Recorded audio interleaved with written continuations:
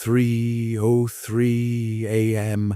The fight that never ended. Thank you for reading. Echoes on the cobblestone. My father's old wristwatch read exactly 3:03 a.m. when the suffocating silence of the Veracruz night was shattered. In the distance, glass bottles exploded against the ancient cobblestones. Then came frantic screams, cries filled with raw hatred that didn't seem human. The desperate wails of a brutal brawl bounced between the dark facades of the forgotten town. Before my parents could find their flashlight, the frantic slaps of leather huarachis running over stone charged straight toward our foosball stand. Each footstep struck with chilling clarity, making the ground vibrate. The dim light from the corner street lamp cast a sharp silhouette onto the blue tarp. It was a desperate man running for his life, passing inches from our stand. The draft from his flight made the ropes of the tent vibrate and groan. As he moved away, his frantic run slowed. It turned into a heavy, staggering trudge. The sound betrayed the dragging of broken feet, as if every yard consumed his last strength. Then voices were heard in the dark, and the murmur of several people crowding around the wounded man, trying to help him. The scene was so convincing that my father, Quinto,